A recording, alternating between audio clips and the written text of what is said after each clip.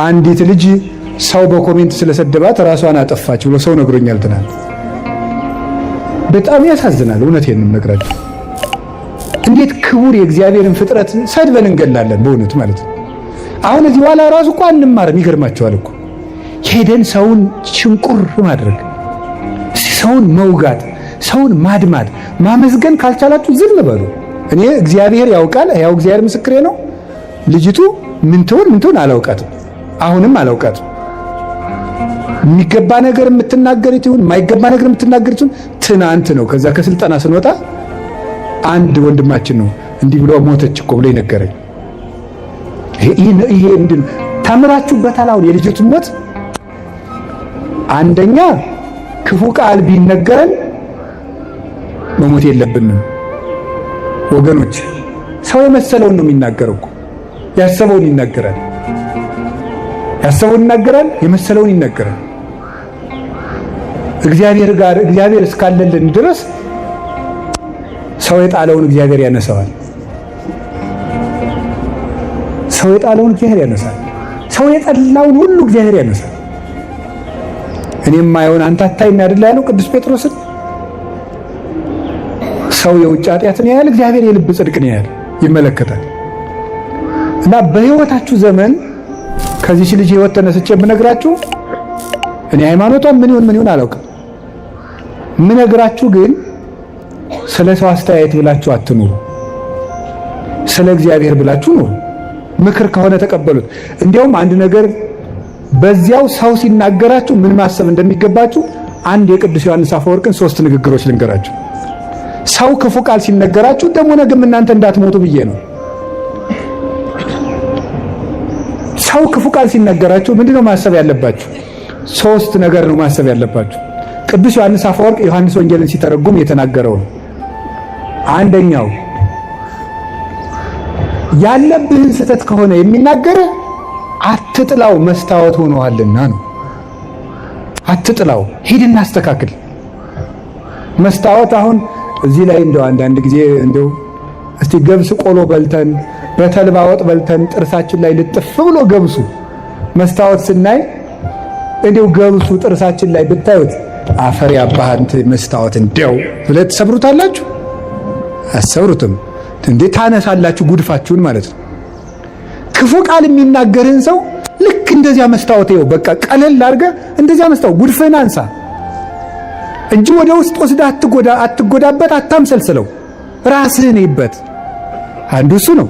በቅርቡ ህይወቷን በገዛ እጇ ያጠፋችው ታዋቂዋ ቲክቶከር ቦኒ ሞት መላውን የማህበራዊ ሚዲያ ተጠቃሚ ባሳዘነበት ወቅት ታዋቂውና መንፈሳዊ መምህር አባ ገብረ ኪዳን ግርማ ጥልቅ የሆነ ምክርና ተግሳጽ ሰጥተዋል። መምህሩ በንግግራቸው ወቅት የሰው ልጅ በቃላት አማካኝነት የሚደርሰውን ስነ ልቦናዊ ጥቃትና ራስን ወደ ማጥፋት የሚወስዱ መንገዶችን በዝርዝር ዳስሰዋል። አባ ገብረ ኪዳን በማህበራዊ ሚዲያ ላይ የሚሰነዘሩ መርዛማ ቃላት በሰው ህይወት ላይ የሚያደርሱትን አደጋ በከባድ ሁኔታ ኮንነዋል። በቃላት ሰውን መግደል ይቻላል ያሉት መምህሩ ብዙዎች በቀልድ ወይም በንቀት የሚወረውሯቸው ቃላት በአንድ ሰው ስነ ልቦና ላይ የማይሽር ጠባሳ ጥለው ለሞት እንደሚዳርጉም አስገንዝበዋል። አንድን ሰው ማመስገን ወይም መልካም መናገር ካልቻልን ቢያንስ ከመሳደብና ስም ከማጥፋት ተቆጥቦ ዝምታን መምረጥ እንደሚገባም መክረዋል። ሁለተኛ ደግሞ እያለህ የለህም የሚል ከሆነ ደግሞ ስቀተው። ለምሳሌ ይላል ቅዱስ ዮሐንስ አፈወርቅ ዕውቀት እያለህ ደንቆሮ ካልክ ካለ ሳቅበት ነው። ያለህን ነገር የለህም ብሎ ከሆነ የሚሰድፍ ደግሞ ስቀህበት ሂድ። ምንድነው ይላል? ለምሳሌ አንድ ድሃ መጥቶ ይላል ቅዱስ ዮሐንስ አፈወርቅ አንድ ድሃ መጥቶ አንዱን ባለጸጋ አንተ እኮ የዕለት ራት የሌለም ድሃ ነህ ቢለው ሀብቴን አታውቅ አይደል ብሎት ነው የሚሄደው ወይስ ይናደዳል ነው? አንድ ባለጸጋ ነበሩ፣ ስማቸውን አልጠቅስም እና የሆኑ ሰዎች ተሰብስበው እንደወሰው ልጅ ያወጡ ይሆን አላቸዋል። እኔም አውቃቸዋለሁ እና ሰው ልጅ ያወጡ ይሆን ሲሏቸው ምን ቢሉ ጥሩ ነው? እገሌ የማን ልጅ ሆነና የትኛውን ነው እንደዛ የሚሉት? አንዱን ሀብታም ልጃቸውን አለ የተባለውን ማለት ነው። ሰው ልጅ ያወጡ ይሆን ብሏቸዋል። እገሌ የማን ልጅ ሆነና ስለዚህ አልከፋቸውም ማለት ነው አለኝ ብለው ስለሚያስቡ። ስለዚህ አንድ ሰው ያላችሁ ነገር አንተ ደንቆሮ፣ አንተ ደደብ ምን ያናድዳችኋል ታዲያ? ያለህን ዕውቀት ራስህ ታውቀው የለ እንዴ? ኧረ እባክህ ከፈለክና ወረቀቴና ላሳየህ ማስተርስ የት እንደተመረኩ ምን አለፋ። በተግባር ይገለጣል። ሶስተኛ በተፈጥሮ እየሰደበ ከሆነ ጸልይለት። ምክንያቱሳ ወንድሙን ደንቆሮ ብሎ የሚሰድብ በገሃነም ይፈረድበታል ይላል። ተፈጥሯዊ ጉዳዩን አንተ ዕውር፣ አንተ ደርጋማ፣ አንተ አንካሳ፣ አንተ ምናምንቴ ብሎ የተፈጥሮ ስጦታውን አንስቶ የሚሳደብ ሰው በየት ይፈረድበታል? በገሃነም። ስለዚህ በገሃነም የሚፈረድበትን ስራ እየሰራ ስለሆነ ወይኔ ወንድሜ እኔን ሰድቦ ገሃነም ሊገባ ነው ብለህ ጸልይለት ያለው ቅዱስ ዮሐንስ አፈወርቅ። የመጨረሻ ግን ክርስቶስ እንደተሰደበ አስብ። ክርስቶስ ተሰድቦ እኔ የተሰደብኩ ብላችሁ ለምንድን ነው ሌሊት ተቀን ረፍት የምትነሳችሁ?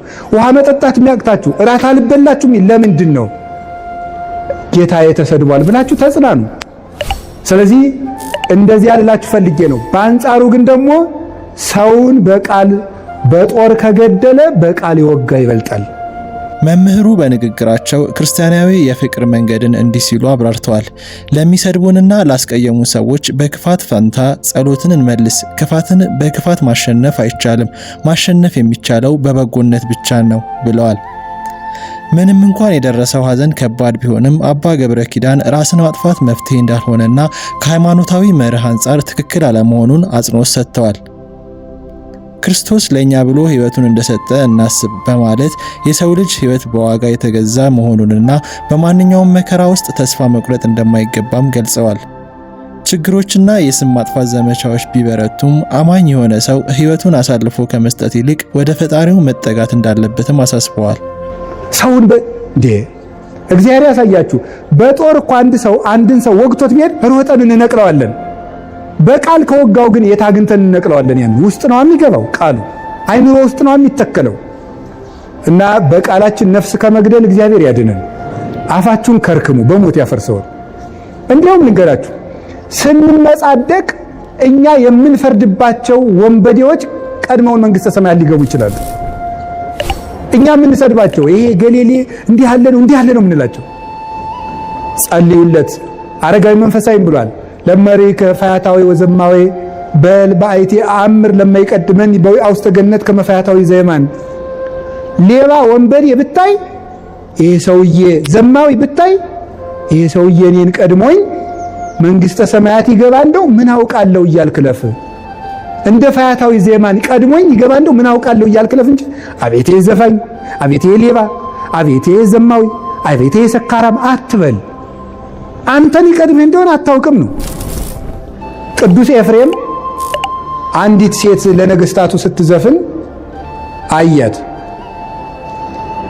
እና እየዘፈነች ነገስታቱ ደስ ብሏቸው ጠጅ እየጠጡ ያይና አልፎ ሲሄድ አለቀሰ። ምን ሆነ ነው የምታለቅስ ቢሉት በሁለት ነገር አለቅሳለሁ። በምንድን? የመጀመሪያው ይቺ ሴት እነዚህን ነገስታት የምታስደስተውን ያህል ፈጣሪን አለማስደሰቴ፣ እሷ ለምድር ንጉስ እንዲህ ስትለፋ እኔ ለሰማይ ንጉስ አለመልፋቴ። ሁለተኛ ነፍሷን አይቻ ያሳዝናኛል። ሰውን ብትችሉ ካለበት አውጡት፣ ካልሆነ ግን ባለበት ላይ ሸክም አትጨምሩበት። ብትችሉ ካለበት ጉድጓድ አውጡት። እንዲያውም አንድ ልንገራችሁ፣ ከባይታውያን አንዱ ከሴተኛ አዳሪዎች ቤት የሚሄድ ሰው ነበር። ቅርጫት ይሰራል፣ ቅርጫቱን ይሸጣል፣ ማታ ከሴተኛ አዳሪዎች ቤት ይሄዳል። ስንት ነው የምታሳድር ይላቸዋል። ይሄን ያህል ባይዛሬን ይመጣል ብሏት ይሄዳል። ብሩን ይከፍላል። ይሄድና ገብቶ ማልቀስ ይጀምራል። ምን ሆነ ነው መልክ ያስጠልቷል ትለዋለች። አላስጠላኝም። እና ምንድነው የሚያስለቅስ? እንሞታለን። ከዛ በኋላ አብራው ታለቅሳለች። ምን ላድርግ? ንስሐ ልግባ። ያችን ለንስሐ አባት ይሰጣና እሱ ደግሞ በመነገው ቅርጫት ይሰራል። እንደው አንድ የመጽሐፍ መምህር ደግሞ ነበሩ። እሳቸው ደግሞ ምን አደረጉ ይባላል?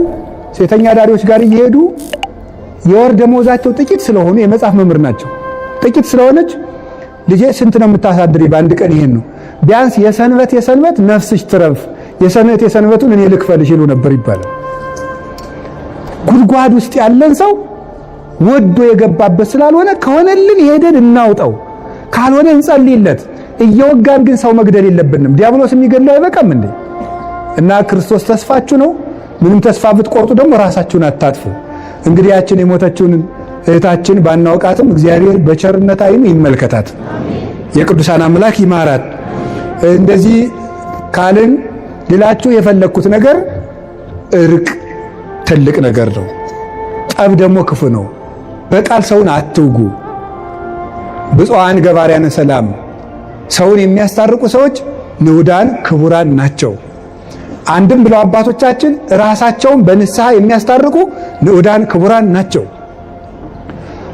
የሚያስታርቁ ማለት ራሳቸውን በንስሐ ከእግዚአብሔር ጋር የሚያስታርቁ። ይሄ ባለ 50 ሰማይና ምድር ታርቀውበታል። አሁንም ንስሐ ግቡ። በባለ 50 ንስሐ የለም የተባለው ስግደት አይሰጣችሁም ነው እንጂ አትናዘዙም አልተባለው። እሾህ ወግቶኝ አሁን ባለ 50 ነው በሰኔ ነቅልልሃለሁ ይባላል እንዴ? እንዴ እሾህ አይደለም እንዴ? ኃጢአት ምንድነው? እሾህ ነው። ነፍሴን እየወጋት አይደለም እንዴ? እና እሱን በሰኔ ነቅልልሃለሁ ሊባል ነው እየወጋኝ? አሁኑን ሄዳችሁ ታረቁ፣ ከእግዚአብሔር ጋር እንታረቅ። ኢትዮጵያ ምን ያስፈልጋታል ብትሉኝ፣ ከእግዚአብሔር ጋር መታረቅ።